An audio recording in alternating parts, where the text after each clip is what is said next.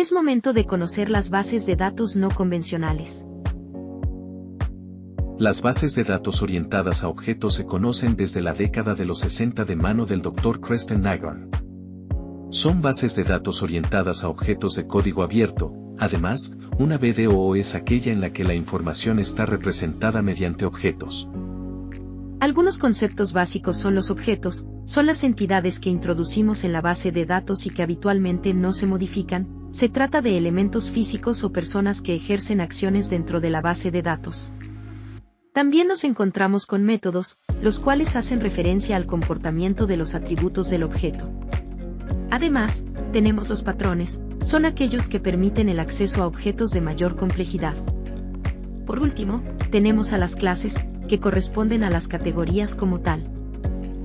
Para ejemplificarlo de una mejor manera, en el contexto de una BDOO podemos guardar una bicicleta como objeto y con todos sus atributos.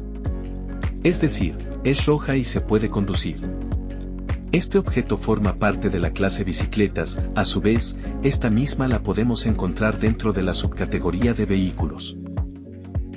La BDOO ha encontrado su nicho de aplicación en áreas como la ingeniería, las bases de datos espaciales, las telecomunicaciones y en áreas científicas como la física de alta energía y la biología molecular. A la hora de desarrollar es necesario un sistema de gestión dedicado a ello. Las más recurrentes que podemos encontrar son las siguientes: ObjectBox, GigaSpace, InterSystems Iris, InterSystems Cache y Object Store.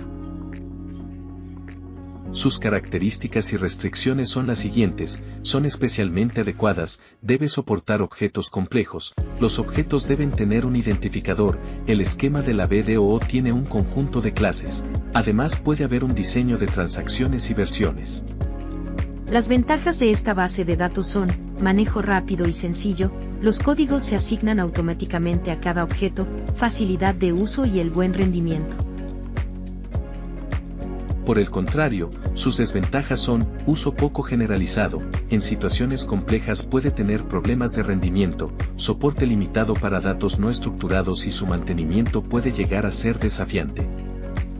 Para finalizar, en el desarrollo de una base de datos orientada a objetos, es necesaria la utilización de lenguajes de programación orientados a objetos, por ejemplo, Ruby, Python, Java, Perl, Visual Basic o Delphi. La segunda base de datos no convencional es la multidimensional. Se caracteriza por resolver limitaciones de las bases de datos relacionadas a datos complejos. Están optimizadas para trabajar con una gran colección de datos históricos de alguna empresa. Además, son utilizadas por una gran variedad de industrias. Sus conceptos básicos son los siguientes: medidas, que son aquellos datos numéricos que pueden compararse. Las dimensiones son los atributos que describen a las medidas y, en el caso de los cubos o hipercubos, son esas estructuras que representan relaciones multidimensionales entre medidas y dimensiones. El OLTP es el procesamiento de transacciones en línea. La Data Warehouse es el almacén de datos que contiene información de diversas fuentes. Por último, está la Data Mart, es el lugar asignado para almacenar información específica de un departamento o grupo de trabajo. De igual forma, no olvidemos los términos de jerarquías, es donde se organizan cada dimensión según su nivel de detalle. También, nos encontramos con el modelado de datos, es la representación de datos dentro de las mismas bases de datos.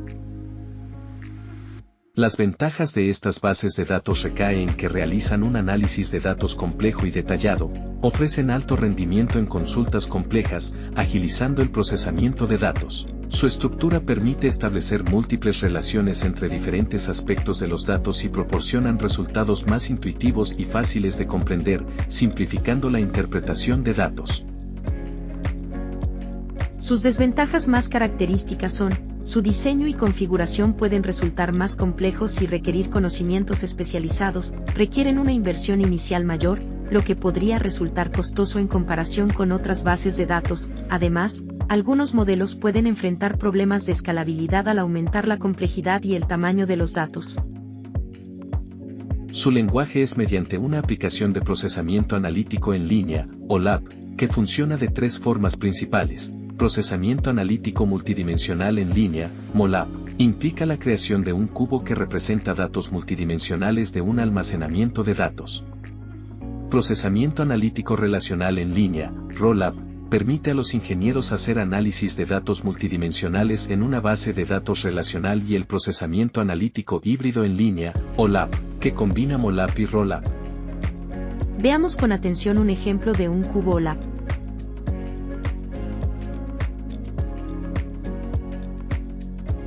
Las bases de datos activas y pasivas es una subclasificación que organiza las bases de datos por su capacidad de reacción en dos. Las bases de datos pasivas, llamadas muertas, debido a que el usuario o el código decide qué hacer. Las bases de datos activas son autónomas y reaccionan ante la presencia de uno o más eventos en la base de datos, contienen un subsistema que permite la definición y gestión de reglas de producción.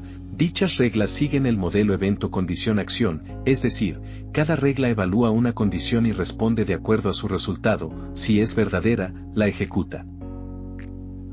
Las bases de datos temporales se utilizan para almacenar datos que solo son necesarios durante un periodo de tiempo limitado, suelen ser más chicas y rápidas. Por el contrario, las bases de datos permanentes se utilizan para almacenar datos que se necesitan de forma durable, además, suelen ser más grandes y complejas.